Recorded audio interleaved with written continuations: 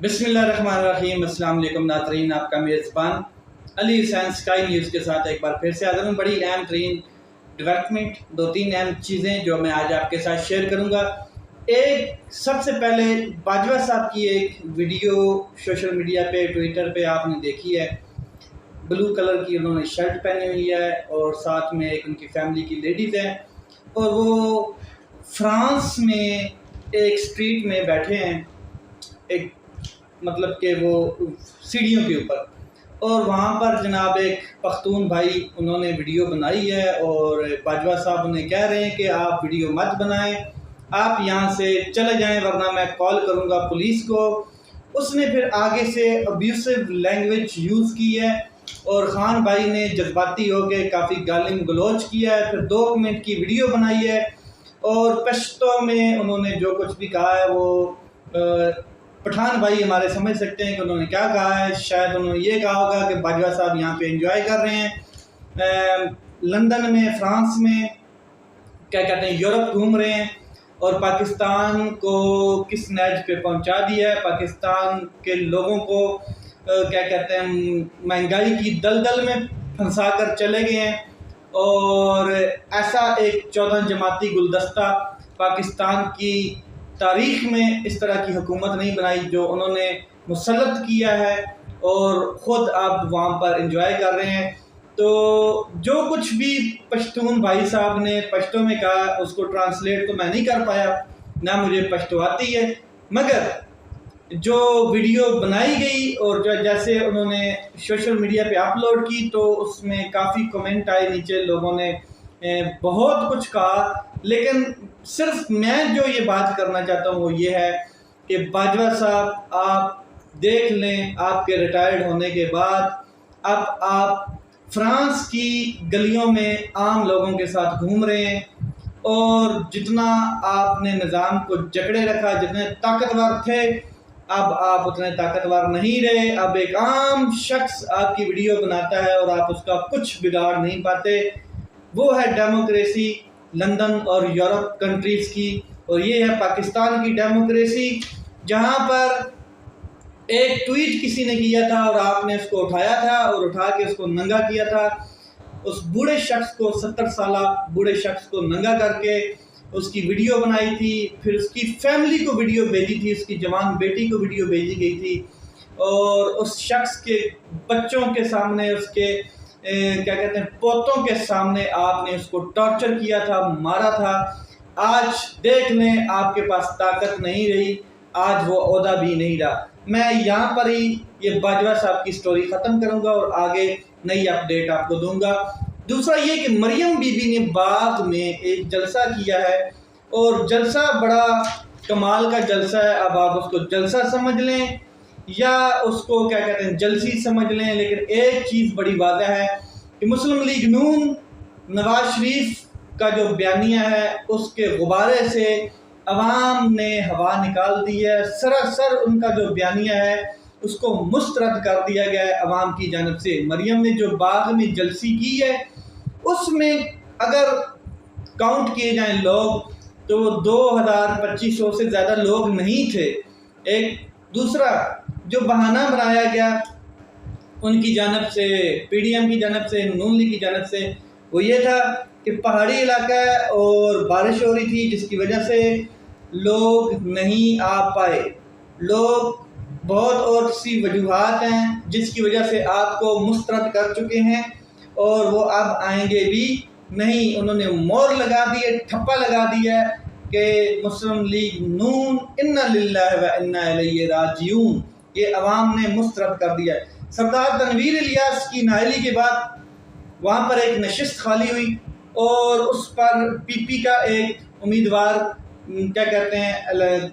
بٹھایا گیا ہے، امیدوار نامزد کیا گیا ہے۔ وہ ہے جناب کیا کہتے ہیں ایک، میں آپ کو بتا دوں کہ یہ جو سیٹ فارغ ہوئی، نااہلی ہوئی تنویر صاحب کی، تنویر الیاس صاحب کی، یہ پرائم منسٹر تھے وہاں کے، اور ان کی نااہلی کے بعد ایک خاص قسم کا ان کے اندر جو غصہ ہے تنویر الیاس صاحب کے، انہوں نے پاکستان تحریک انصاف چھوڑی، اور چھوڑنے کے بعد انہوں نے کیا کہتے ہیں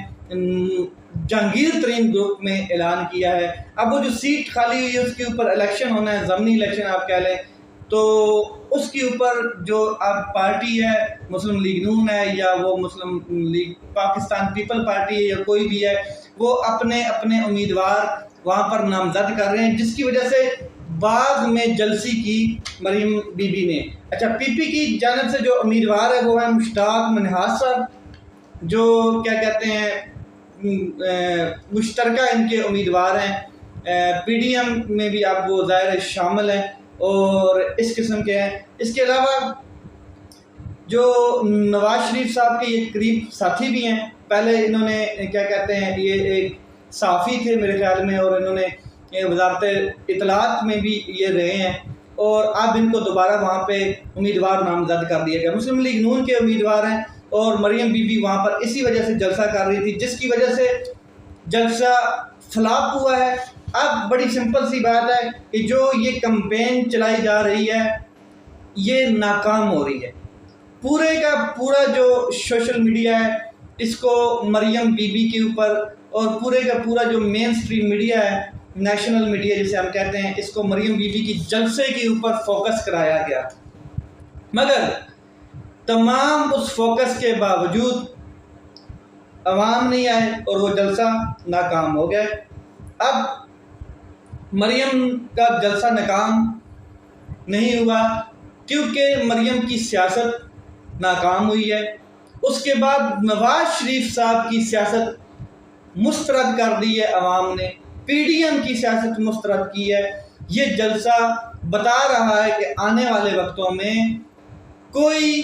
بھی پی ڈی ایم کا اگر کینڈیڈیٹ ہے اور وہ یہ سمجھتا ہے کہ ہم جیت جائیں گے تو اس کے ساتھ اسی قسم کا عوام نے رویہ کرنا ہے اور عوام نے ان کو مسترد کر دینا ہے. اب جھگڑا تو وہاں پر شروع ہوگا جب یہ لوگ الگ الگ الیکشن، جنرل الیکشن میں الگ الگ اپنے انتخابی نشانوں پر جب لڑیں گے الیکشن، تب ان کو مزہ آئے گا، تب یہ پریشان ہوں گے، تب ان کو سمجھ آئے گی کہ کس طریقے سے الیکشن لڑا جاتا ہے اور عوام کس طریقے سے ہمیں مسترد کر رہی ہے. اس کے علاوہ شاہ محمود قریشی صاحب نے پریس کانفرنس کی ہے، اڈیالہ جیل سے ان کو رہا کر دیا گیا ہے. 9 مئی کو وہ کہتے ہیں شاہ محمود قریشی صاحب کہ میں اپنے اہل خانہ کو کراچی میں چھوڑ کے اسلام آباد کی جانب روانہ ہوا جب عمران خان صاحب کی گرفتاری کا مجھے پتہ چلا، اور پھر مجھے اریسٹ کر دیا گیا 16 ایم پی او کے تحت. اس کے بعد 15 دن میں نے وہاں پہ گزارے اور پھر مجھے رہائی ملی، جس کے بعد 13 ایم پی او کے تحت پھر مجھے اریسٹ کیا گیا. اب جب پروسیکیوشن کوئی دلیل، کوئی ٹھوس ثبوت نہیں پیش کر سکا تو لاہور ہائی کورٹ کی جانب سے مجھے رہا کر دیا گیا ہے. 1 مہینہ قید تنہائی گزارنے کے بعد مجھے بہت کچھ ایکسپیرینس ہوا ہے، بہت ٹائم تھا سوچنے کے لیے، بہت کچھ سوچا، بہت کچھ سمجھا، اور انصاف کا جو کیا کہتے ہیں ترازو ہے، انصاف کا جو پلڑا ہے آج بھی میرے ہاتھ میں ہے. آج بھی میں انصاف کے ساتھ کھڑا ہوں، جو حقیقی آزادی ہے اس کے ساتھ میں آج بھی کھڑا ہوں. عمران خان صاحب سے میں انشاءاللہ کل ملاقات کروں گا اور اگلے لائے عمل پہ ہم جو بھی بات ہوگی وہ مشترکہ بات کروں گا اور پھر میں دوبارہ پریس کانفرنس کروں گا. یہ تھے شاہ محمود قریشی صاحب کے الفاظ. انہوں نے کہا کہ جو کچھ بھی کیا گیا ہے، جو کچھ بھی ہو رہا ہے، اس میں کچھ لوگ ایسے بھی ہیں جو انوسینٹ ہیں، انوسینٹ لوگوں کو بھی گرفتار کیا گیا ہے، تو یہ چیزیں نہیں ہونی چاہیے تھی. برگیف جو وقت تھا وہ گزر گیا ہے، اب انشاءاللہ اچھا وقت آئے گا. اس کے بعد سپریم کورٹ آف پاکستان میں آڈیو لیکس کے معاملے کے اوپر آج سماعت ہوئی ہے. بڑے اہم قسم کے ریمارکس آئے ہیں، وہ بھی میں آپ کے ساتھ شیئر کرتا ہوں. سوال یہ کہ پتہ لگایا جائے کہ یہ آڈیوز ریکارڈ کون کرتا ہے اور پھر ان کو پلانٹ کون کرتا ہے. جو قاضی فائز عیسیٰ صاحب کا جو کمیشن بنایا گیا تھا اس کو بھی مکمل طور پر کام کرنے سے روکا گیا ہے، حکم دیا گیا ہے کہ اس کو روکا جائے، اور اس کی جو کیا کہتے ہیں وہ سماعت ہے، یا آپ یہ سمجھ لیں کہ اس کو غیر معینہ مدت تک کے لیے اس کے اوپر حکم امتناع جاری کر دیا گیا ہے. اچھا، جو آج کی سماعت تھی اس کے اوپر بھی کیا کہتے ہیں غیر معینہ مدت کے لیے ملتوی کر دی گئی ہے، اور جو جوڈیشل کمیشن تھا اس کی بھی سماعت کو غیر معینہ مدت کے لیے ملتوی کر دیا گیا، جو کہ حکومت نے بنایا تھا قاضی فائز عیسیٰ کی سربراہی میں شعیب شہین صاحب جو ہیں انہوں نے دلائل دی ہیں، ان کے اوپر ذرا آتا ہوں۔ شعیب شہین صاحب بڑے زبردست ایڈوکیٹ ہیں سپریم کورٹ کے، انہوں نے فیکٹ سامنے رکھے۔ انہوں نے کہا 16 فروری کو الیکشن کے حوالے سے سپریم کورٹ کی جانب سے 100 موٹر لیا گیا اور اس دن کے بعد آڈیوز آنی شروع ہو گئی اور مسلسل اس کرائم کو کیا کہتے ہیں ڈیلی بیس پہ کیا گیا، یہ یعنی کہ آڈیوز آتی رہیں ہر 2 دن کے بعد، ہر 3 دن کے بعد، اور اس میں کچھ آڈیوز ججز کو بلیک میل کرنے کے لیے بھی آئیں۔ یہ جتنا سلسلہ شروع کیا گیا یہ صرف بلیک میلنگ کے لیے شروع کیا۔ جو عدالتی کنڈکٹ ہوتا ہے اس پر تو پارلیمنٹ میں بھی کیا کہتے ہیں پابندی ہے کہ وہ بھی کوئی بات نہیں کر سکتی ججز کے خلاف، ججز کے کنڈکٹ کے اوپر یا سپریم کورٹ کے کنڈکٹ کے اوپر، مگر سب کچھ ایسے چلتا رہا ہے اور آپ نے دیکھا ہے کیا پیمرا نے اس کے اوپر کوئی نوٹس لیا نہیں لیا۔ یہ معاملہ بالکل کیا کہتے ہیں عدلیہ کی آزادی کا ہے، اس میں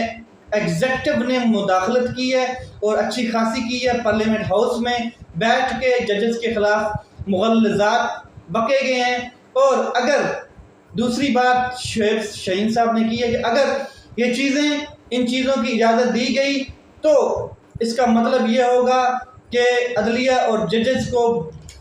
کوئی بھی آ کر بعد میں بلیک میل کرے گا، کوئی بھی اپنا فیصلہ منوانے کے لیے کسی بھی جج کی،